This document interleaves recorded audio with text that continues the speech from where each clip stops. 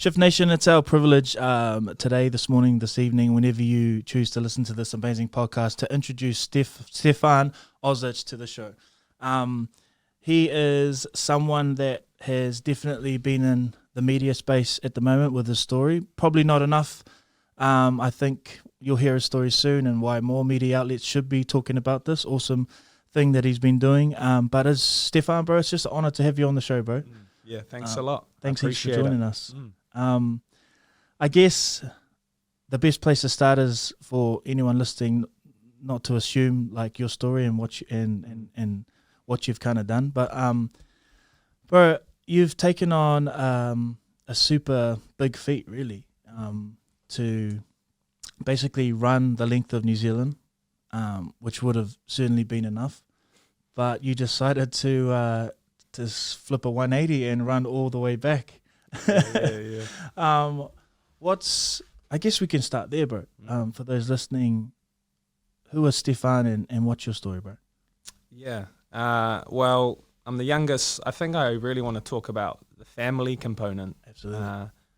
I come from, in a way, an immigrant family. My parents immigrated from Croatia. Mum was actually born here, but her parents immigrated. They came on the boats, and then same as my parents, my dad's parents, they came on the boat as well as dad. So I came from a real family-rich, work-hard ethic background throughout my life. I was surrounded by that, and I'm the youngest of 6 siblings. Wow. So, yeah, big family. So there was a huge respect and a standard that we all held for each other. It was kind of unspoken, but we saw it around us, seeing my dad's work ethic. And in a way, I think that's something I'm on the spot now, even thinking about that. It holds a lot to why I am and who I am today, was that work ethic and what my parents taught me through their actions and through how they lived their lives and what they did, as well as my grandparents. And so with that, our siblings, we had a real tight-knit connection and relationship, all of us. We're an intense family, We hold each other. We're talking about high standards just between us before. The same as our siblings, We hold each other at such high standards that when it came to working out, or when it came to getting fitter, or it came to looking after the body, or even in business, and even me as I'm on my endeavors trying to acquire a house, they're at me, They're like trying to get me to get there. Like, why aren't I there yet?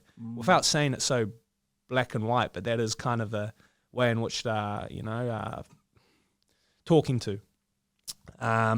So with that's kind of shaped me and molded me into what I am. And then a big reason, I guess, to what brought me to that run was, Jerome, who's the second youngest. I'm the youngest of the 6. Jerome was the second youngest. Him and I were just we're a tight unit. Him and I, we were just, menaces, and I looked up to him. Yeah. He was a couple years older than me too, so I always looked up to him. What was his like? Got any stories about you both, you and your brother? Oh, far out. Ones that you can share? Yeah. I mean, well, Jerome used to be a graph artist. He used to, he was actually like pretty up there.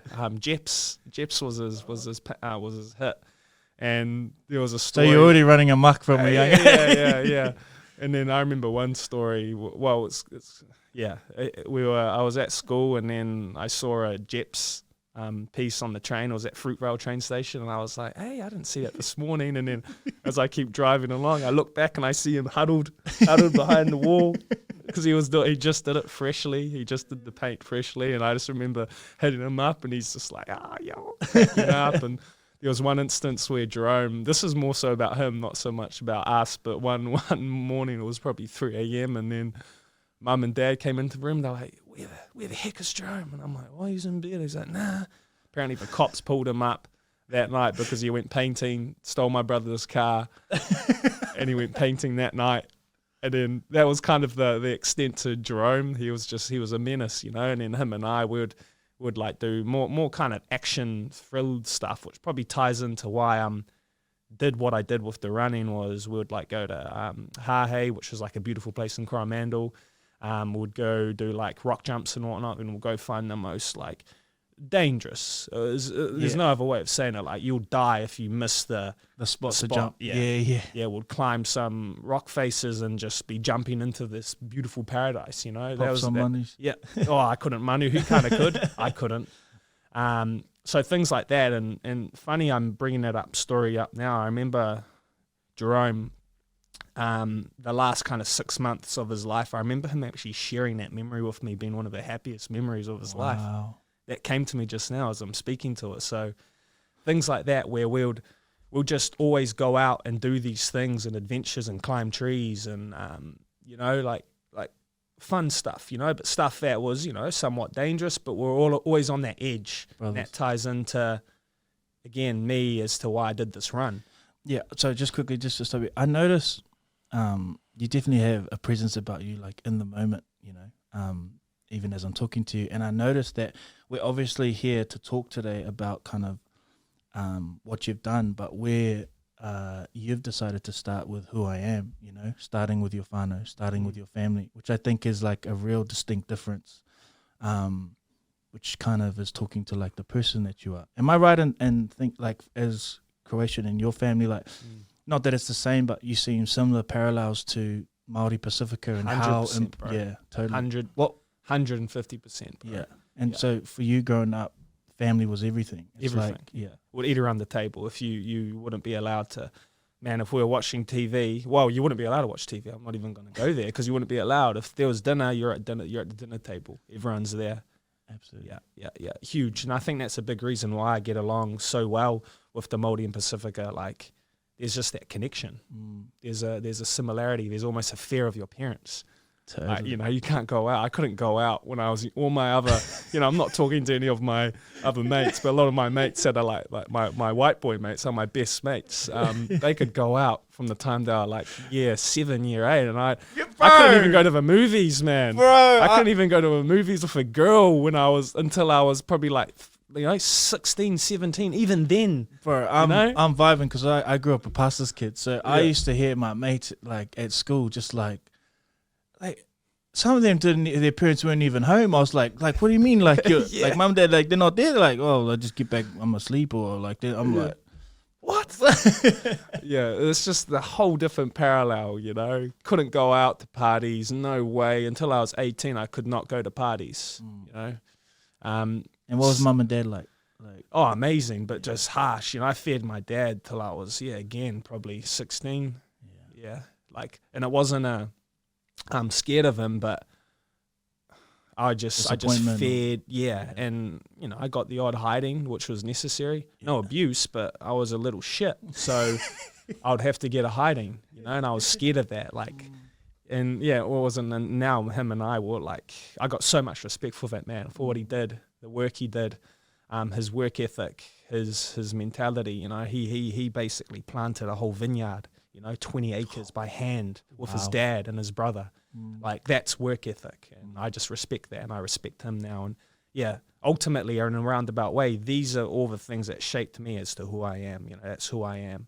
I can't help but speak to that. And then obviously I've got the influence of my friends, and then the culture, and then now the obsession with endurance and just pushing the body physically, health. That came first, but then now my obsession with endurance and pushing the body, that's been the latest sort of addition to who I am in my life. Absolutely. So you grew up west? Yeah, West Auckland. What was it like being a white Croatian kid out west? Oh, actually, you might have fitted in, actually. A few black jeans and chucks. Yeah, exactly. Yeah, in a way. But I was born and raised on a vineyard, so we were menaces just in the trees, man. Yeah. We had a whole backyard.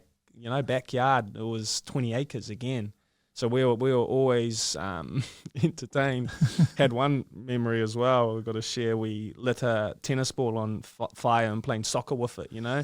And one of us kicked the ball into a windscreen and it hit a car, and then the driver chased us down, and Matt had to confront, the oldest brother had to confront the driver, and we were like running away.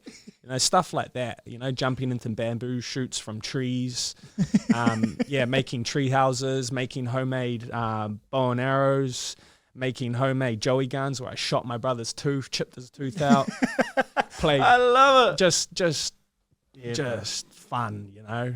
Yeah. And that's honestly, it's funny because I'm sharing this now, and I haven't really had this sort of self-reflection in a way, in this sense. And that's definitely what's been the molding, shaping of me, and as to why I did what I did. Yeah. It's just so good. Just, obviously a podcast is to get to know someone, bro, and you're so good at talking about it, and that family has really been your foundation. And I guess as this progresses, we're going to find out, you're going to speak to when it's your foundation and that changes, must absolutely rock you to your core. Yeah. And I know that you have experienced loss, and it's been a huge part of why you decided to run and raise money the length of New Zealand and back. What's it like getting the call, bro, of someone that you absolutely cherish, and suddenly the stark reality that they're not there? Can you unpack that for us? Yeah, far. It's a good question, man, because it was that moment that was like the most just yuck, it was the grossest, yuckest, uneasy, disgusting, painful feeling I could have probably ever experienced. It was 5th of May 2023, and the thing that made it so bad was that I was messaging Jerome that evening to... That's your brother? Yeah. To pick him up that following morning to catch up with him, and it was going to be myself and his two best mates, Tom and Maurice. We were just going to catch up and go get a feed and hang out. And it was that exchange, and then it was about 11, it would have probably been about 11 p.m. that night.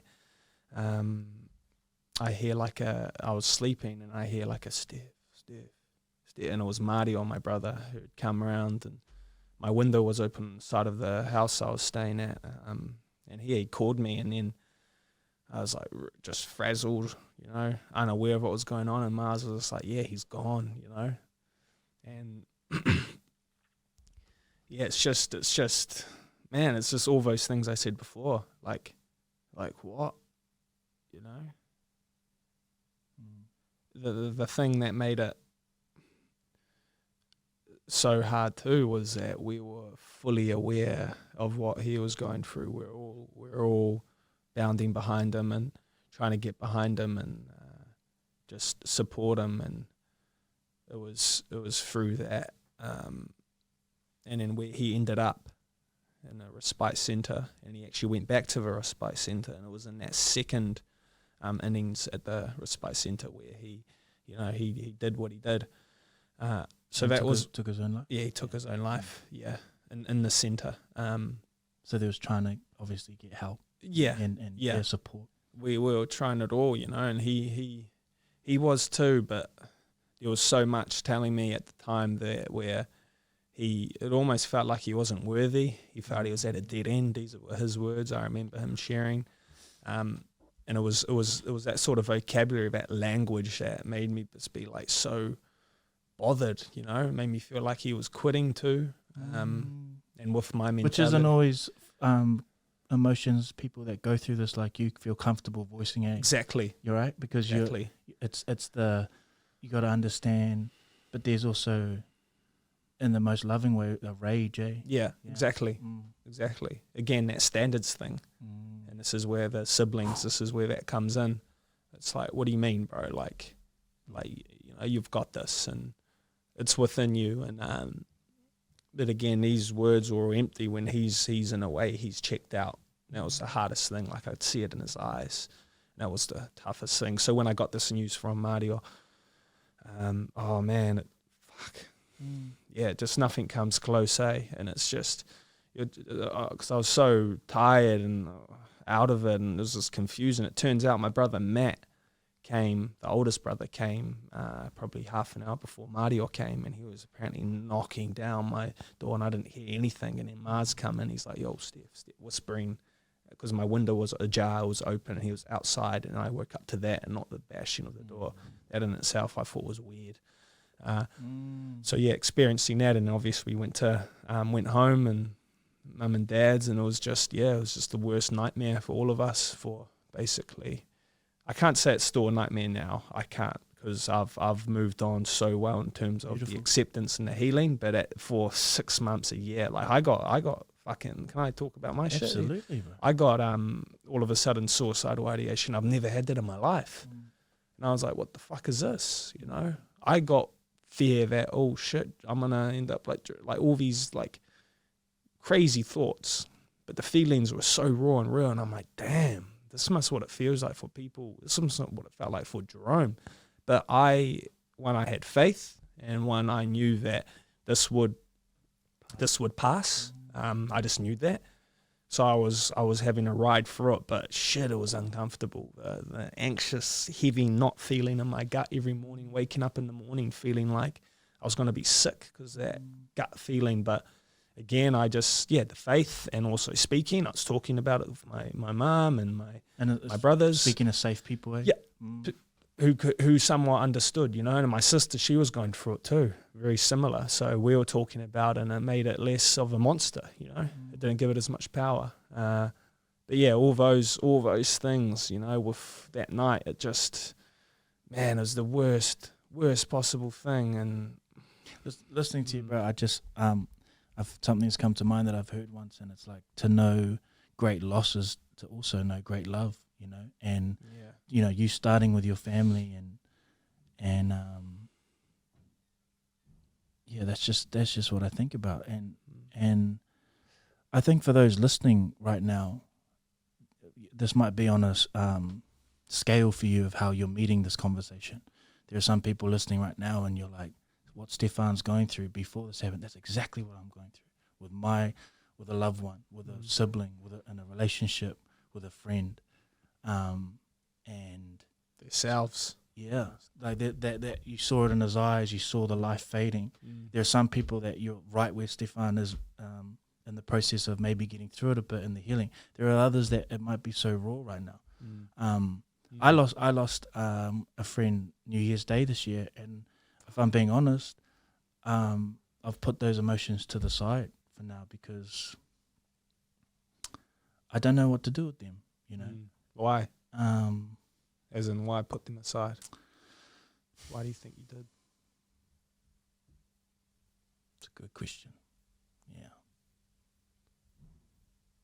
Because the reason I ask that is it's only going to pop up somewhere else. Like, there's no way something like that, so raw, so potent, can just simmer away. You know, I love this is a safe conversation for me to. Yeah, that's why I asked it, bro. I can tell, you know. I knew this young man, you know, and I knew he knew who he was. I knew he knew he was loved, and I knew he could ask for help.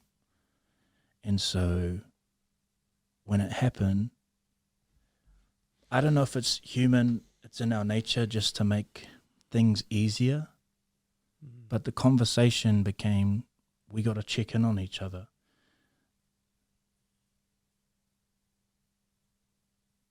And for me, like, that's just not a good enough answer, because I think it doesn't speak to his spirit. Like, and then I have dissonance about all the surrounding things. Like, this dude, he knew he could call someone at any time. So it's like the stuff surrounding before, he just lost it in a moment, bro. Yeah. You know, that's the story I'm talking about. But like, it's, for me, it's like, it's not, we're not past the checkup, don't get me wrong, but like, it's everything surrounding, bro. It's this society, it's social media, it's this constant compounding pressure and almost a faceless monster for some people. That's what I felt like for my bro, like all of these things, who I'm supposed to be, how I put myself out there, the things that I'm worrying about, they're so surmountable sometimes, but it's like, but there's not anything wrong, but it's still that just constant pressure crushing us, that we, if you ask him, like, maybe there is nothing wrong, but there is everything's wrong with how society is right now. Like, and then I just get like, sorry, not to make this about me, but thank you for allowing me to express this because I've been quiet about it. It's like, what's the answer to that? How do we help people? You'd know this more than anyone, bro. It's like, we love to see the conversation, but man, the attention to detail and the individual support that people actually need, and the conversation is actually like so much deeper and so much harder to reach people. And don't get me wrong, there are social media posts you can watch, and there is events you can quickly go to, but you know as well as I do that people need so much more care, and I feel like as a people, as a society, there are conversations that we're just not getting to, because we are plugged into the matrix, for want of a better term. And so for me, I haven't been able to do anything with that because I don't know what I'm supposed to do about it, And so that's my journey with bro. And just thank you for letting me get those emotions out, because I probably need to. Yeah, I probably need to. And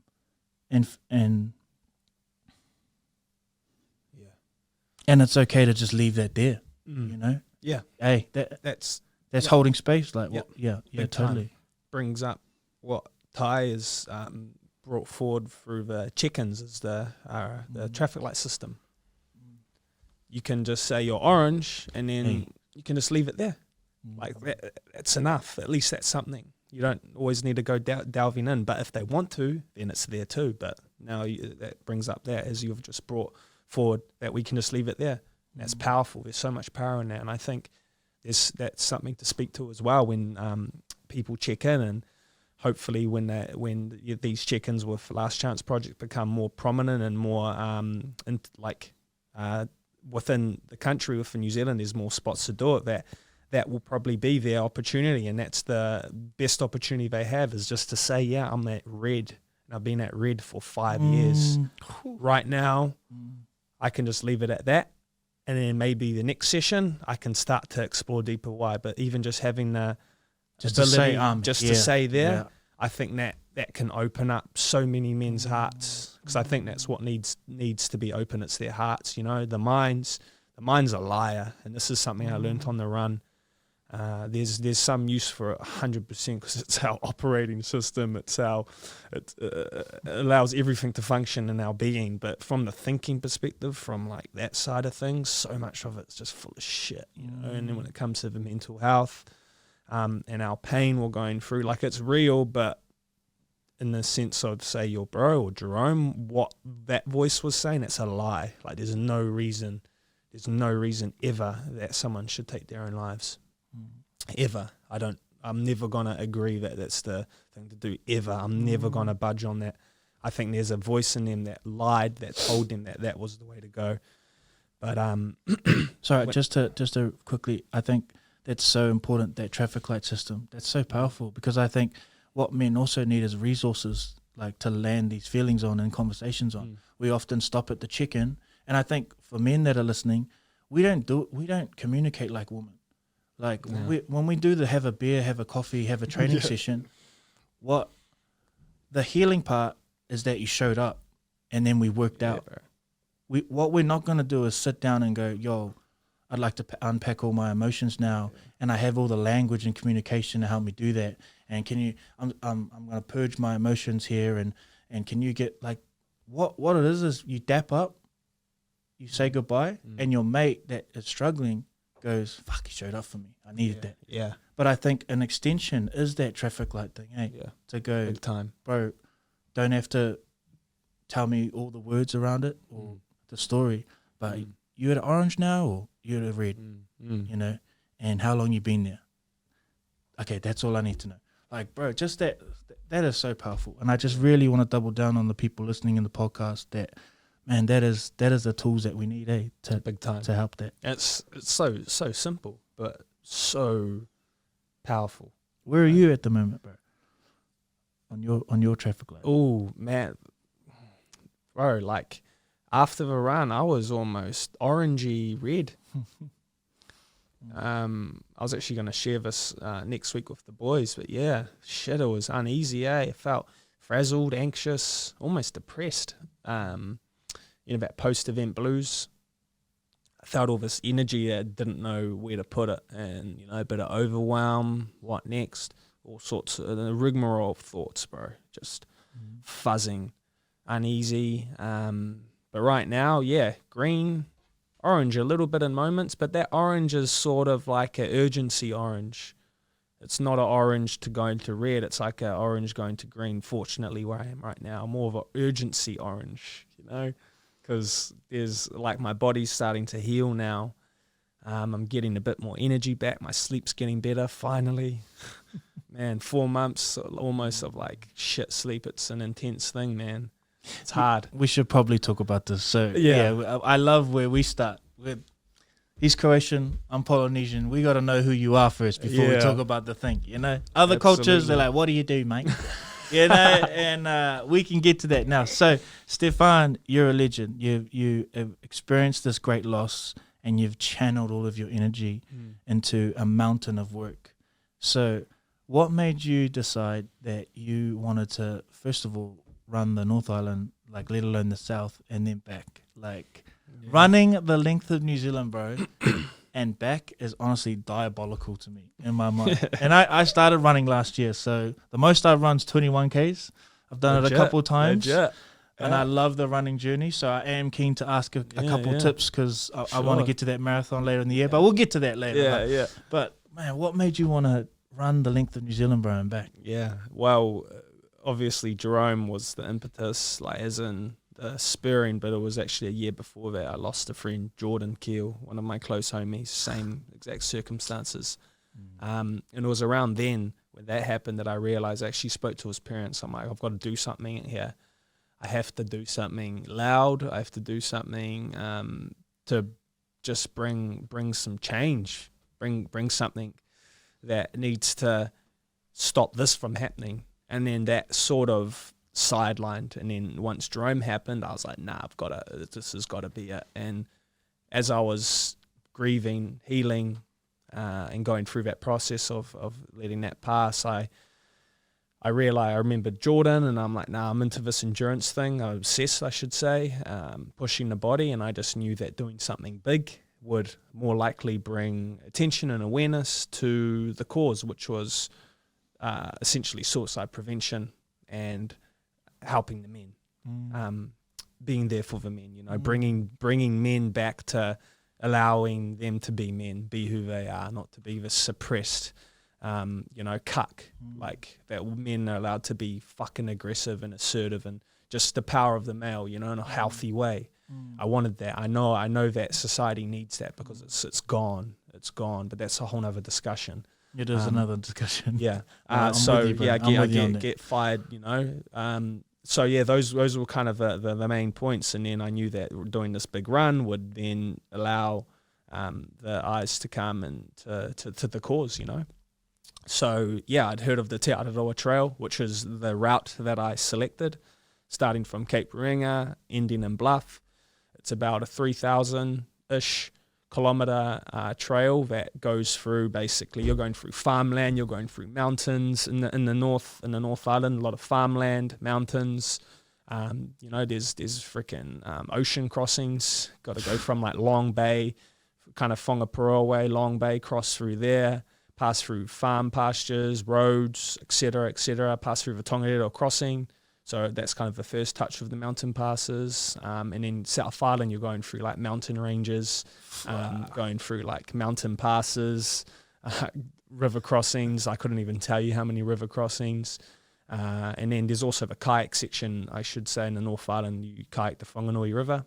Wow. That's part of the trail too. But I realized like, hey, people have run this. I may as well run it back because one, it's a longer journey. It's harder, bro. You built different. Wow. Yeah, it's harder. And what's harder, the way there or back? Oh no, it's obvious. It's got to be back, bro. Probably the way there, hey. Yeah, somehow true, for some weird reason on the way back it was quicker.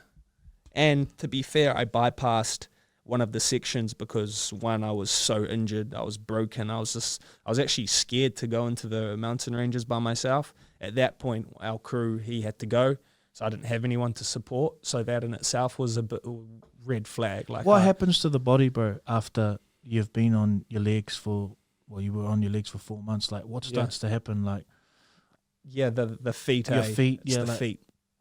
Every morning I wake up, like everything, I'm like shuffling. Like I wake up, I'm like blisters underneath? Nah, no blisters. Oh, okay. I got no blisters, which is because of the footwear. I believe it's the footwear I use. But just the bones, just kind of like, it feels like all the internal bones are like bruised, you know? Still are. So, but getting better though. And then the Achilles and the feet are kind of the most that are taking so much of the load. The legs somehow are all good. Tightness, extreme tightness for sure. I'm still very tight. I'm struggling to do much mobility work, but it's getting there. It's getting better. But yeah, the feet and the Achilles are the other ones that received the most onslaught. So it was those are the ones that got injured first. I got injured day 2 on 90 Mile Beach. By day 4, and that was actually this right leg. That one came second. It was so injured, it was almost like I had a golf ball on the right of my my right ankle. You roll your ankle? Nah, just acute, just from the load. And then, you know those calf guards? Yeah. I put them on that day, that end of the night. I nearly had to cut them off because the swelling was so excruciating, trying to remove them. We managed to get them off, but that was the point where I cried at that point because the pain was so much.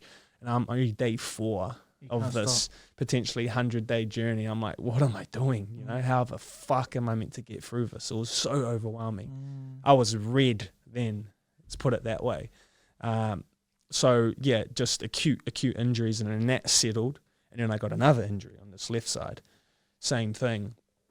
There was one particular leg. It was a 77k day. It was the timber trail around Taupo, kind of heading to Tongariro. And this section, the last 36 Ks there was no contact with the boys, so we had to work through that. I actually had Sam with me for this leg, which was good. And I just remember this injury coming up, flaring up so bad, but being in this mindset where I literally cannot just sit here and moan and cry in the pain. Like, I can still cry in the pain, but I can't sit here and do it. I just have to keep moving. Like, I have to get to the boys. I can't call the chopper because at that point I hadn't been rescued, and I just didn't want to pull the PLB because I could still technically walk, and I wasn't in a life-threatening situation, so they wouldn't have come anyway. So I was in this, this mindset where I just had to get this last 36K done. And at that point I was, I think, 50, 60, 70. Yeah, I was about 48K in at that point. And the pain was just, I can't express to you enough the pain of this leg. This was the other injury. So this one had gone, this one arose. So that sort of mindset, these were the moments where I remember being like, okay, this is what it's all about. This is why I'm doing this. This is a reminder to myself and also to the people, which again was another key impetus into doing this run, was to showcase that the suffering, the hardships, and the darkness that we all face inevitably, always in life, that if you're willing and you're able to persevere and continue, you will work through it. You just have to have that will. You have to have that why. If you don't, you're going to get frazzled, you're going to get swayed too much. But if you're able and if you're willing and if you have that will, you have that why, you're able to work through so much more than you think. And I'm like, okay, this is that moment. This is that moment right now. I have to keep going, So these were the little kind of takeaways, especially in that first section of it, that the body, the breakdown was just seemed impossible. How can I take another step? And there was another one when I was closer to Hamilton. Ty managed to arrange a physio for me. My knee locked up one day when I was heading into Huntley. I couldn't explain. It's because it was Huntley, bro. That's probably why. Going through all those pastures, man. Going through all those grassy, those divots in the soil. I don't know what it was. Might have been that, but the jolting and my knee just locked up and I couldn't give it any flexion. And then that was another moment. I'm like, how the fuck am I meant to run tomorrow, And then the physio came that morning and somehow it freed up. So I'm like, oh, okay.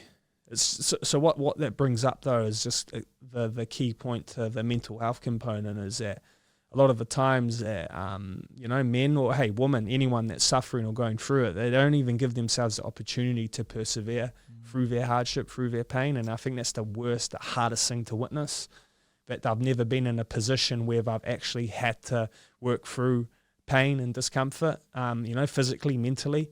They haven't ever given themselves the opportunity to persevere, so therefore they have no idea how strong and how resilient they are. So that's why I think running and these endurance things are so powerful, and I think there's such a resurgence, is it's like people's own personal rite of passage. They're going through these processes where they're having to confront themselves, and when you did your half marathon, I imagine you had to confront a lot in yourself, Totally, bro, totally. And I think that's the powerful thing with this, and this is again why I chose to do this, was that I realized and I was very aware that, okay, this is going to be a process, a real life autopsy as to how I'm able to go through that, but to also showcase to people that they can, if they have that will, I love that point about perseverance, and what my mind goes to is like, I don't think people are quite realize how, I guess, I don't know if sedated's the right word, in terms of from our food to what we consume to what we watch to social media to the doom scrolling, how all of those things can contribute to us not realizing how resilient we are. And also what's harder about that is if you are pushed, it's almost become a culture. Leave them alone. Leave people alone. You're pushing them. You're too aggressive. And I think in particular this conversation is important for men and our masculinity, that we're born to. I think there's something innate in all of us, and we don't have to blanket what that is. It's going to be different for everyone in terms of their yardsticks, where they need to get, which I think is really important to say. But I love that conversation, bro. There's such a powerful point around the perseverance thing. Did it make you? Did it make you more passionate to try and bring that out in others? This journey? Fuck yeah. Massive. Yeah. So I got a coaching business, and I'd been working with people prior to this. But now it's like, I just want to work with people that are hungry and willing to change. That's the way I put it. And absolutely made me more passionate. And again, it goes to the start of the conversation. I hold people now at such a high standard that when they give me their shit, it's like, well, that's not enough for me, I'm not buying it. But not in a way I'm not obviously going to come at them. But if they are willing to change, and I'm going to hit them with my opinion and my perspective as to where I think, bro, you're missing a lot, man. There's a untapped reservoir below you that you just haven't even hit the surface of, and you're hitting me with this bullshit. So, like, all good, and that's where you are now. And I think own it, but know that you can be way better, and that's the exciting thing, and that's why I'm super passionate about, absolutely, because obviously I have to continue it, and it's pushing me to continue on this path. Even though I'm already obsessed and passionate, it gives me more of a reason. It makes it less about me now. That now when I'm going to be working with people and I'm going to be on this path and going to be working closer with Ty and LCP, is like I have to, not only for myself but for the men, to showcase that this isn't just a one thing. It's a lifestyle. You got to, and not talking about always grafting. Well, I kind of am, but within reason. It's all part of it. You've got to think of it as a lifestyle. Like, that adage, I just want to get that summer body. It's like, well, then you're already going to lose, bro. Like, you're already thinking in the worst mindset if you're just thinking about your summer body. Make it your lifestyle, Totally. Look at your whole system. Look at the whole way you're living, and that's going to get you to where you need to go. And that's the same thing with the passion of working with people. Is I want to work with people that want to live and breathe the change. And all I will be, someone on the side, a guide on the side. They're doing the work on the field, they're running to all the phases. They're going to be doing the cuts, and then Ty's going to be hitting those gaps, Yeah.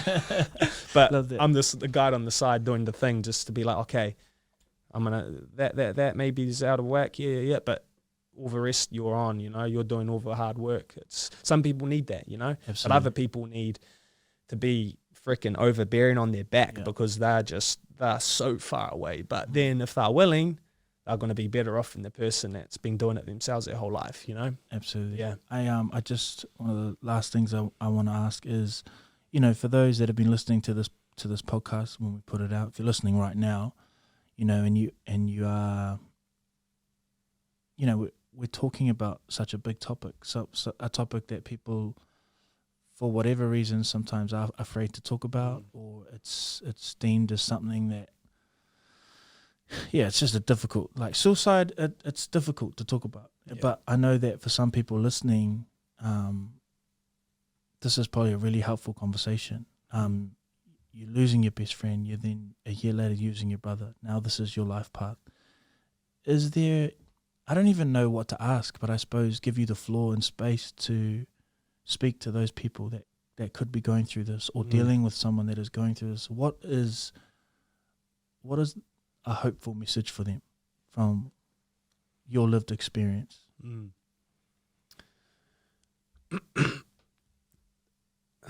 The more you can sort of find someone, even if it's just one person you can trust and you love, like it may be uncomfortable and it may be of effort and you may be not willing, it may be too much energy, but if you put all those emotions aside, again, what I was saying about the thoughts that are lying, put those aside. If you can find that one person and talk to, you know, not even necessarily your darkest of hours, but where you're at somewhat, the less power, what's going through your mind, the less power you're giving it, the more you can reduce it down and bring it more to on the table, as opposed to it being hoarded and it being this big demon, this big monster. The more you can find that one person that you love and that you trust wholeheartedly and can talk to, it doesn't need to be much like the traffic light system. Just say where you're at in that lightest of the, you know, your orange, your red, leave it at that. But the more you can talk to it, the less you're making that thing be a beast, you know, because it's not. It's ultimately, it's just raw emotion. It's trauma. There's so many complexities, but fundamentally what it's wanting you to, if you're in a very dark space and that outcome is taking your last chance, it's the lie. So the more you can reduce that lie and show that it's just all shit, the less likely you are to do something, you know, that you can't kind of return back from. Absolutely. That would be like a real pragmatic thing. I think second, you've got something, you know, this is so cliche, but you're me being a man of faith, I'm going to be biased here that God's given us this gift to be alive, you know. We're born into this world to bring forth our talents, to praise him. That's my kind of religious, more spiritual standpoint. But if you step aside from that, say the universe, you're in this like complex ecosystem, this one person in this infinite universe, and you're having this experience of being a human, and you've got these emotions, they're dictating who you are, just these emotions in this complex universe that you can't even understand or comprehend. And then these emotions are what's going to dictate you. Like, think about that. Think about what it is that you are and who you have to bring forward and what it is you want to bring forward in life. That should be what should drive you, and try find what that is. You know, there's 100% going to be something. Everyone has something to offer. 100%. Don't let those emotions. Yeah, don't let those emotions be what dictates you. They're there as, you know, you could say they're kind of like road markings in a way. But what it is that you have to offer, that's what you're meant to do, and find that. You know, it's within you, without a doubt. I doubt no one in this world has something, even if it's like you're a freaking master of pottery, you're a master of gardening, you're a master of crochet. You know, there's something there. If you're passionate and hungry enough, it's there, you know. So, yeah, these can probably come across as quite surface, but this is my worldview. And I think the more we can look at our emotions and realize that they're not there to, you know, they're happening, they're there for us, you know, in a way, but they're not happening to us, you know. And when people are depressed, and if you are, you know, it's not happening to you, it's happening for you. I truly believe that. And this is again my worldview from a standpoint of, you know, Christ being my, my Lord and Savior, let's put it that way. He's not setting it up so that it's just going to be difficult for the sake of difficulty. But again, if you want to think of it outside of the religious worldview that I have, think that the universe is doing it to test you, to show you that are you strong enough, and you are, but at the moment it's going to be uncomfortable, and it probably is uncomfortable. It's probably been uncomfortable for years. Maybe look at how you are living as well. Have you changed anything in the last few years as to the pain you've been feeling? Has anything changed? Do you still have the same friends? Do you still have the same sleeping habits? Do you still masturbate habits 4 times a day? Do you drink every weekend? Do you smoke weed? Maybe these things. Start to change these things. Start looking at these things real honestly. Have this honest conversation with yourself, because I bet you that when you start having that conversation, you'll start being able to look at where these parts start to fade away. And that's what I'd speak to for there. It's so complex, and that's the thing with it. But from a pragmatic standpoint, that's how I'd lay it out. And there's a lot to you, man. You're a complex person, whoever's listening to this, and that's a beautiful thing. Yeah, totally. That's beautiful. The last question, bro, is the people that are listening that you got the news, and they look back and they think, I did see my friend fading, and I couldn't save them. I couldn't reach them. And I'm still living with that. And I don't know what I'm supposed to do with that. What is there any advice just for that, just to close, bro? Because I think that's so important. The people that have to stay, they might be experiencing guilt. They might be experiencing the rage, the anger, the unfairness, the how do I recalibrate my world now? What could I have done? Yeah. Just in closing, bro, because I think those people are listening are just as important too. Yeah, absolutely. Yeah, it's a real good point. I think, again, going to what I just said, it's happened for you, not to you. You're going to become a powerful, strong, loving person if you can turn this misery and pain and grief that you've had to experience into something that's not only for you, because you have to tend to yourself first, but for others to learn from. So treat it almost, I hate to say it, but almost as you've got this gift that unfortunately it's becoming more prevalent now. People are gaining this gift, but try to see it as a gift that you've got something to offer. Again, tying to the person that's going through the pain, tying to this person you're talking to now, that you can turn it into a gift. Don't feel that it was on you. Again, it's that little voice talking shit, lying. You did all you could. You did all you could. You loved that person, and you loved that person. So let that be it.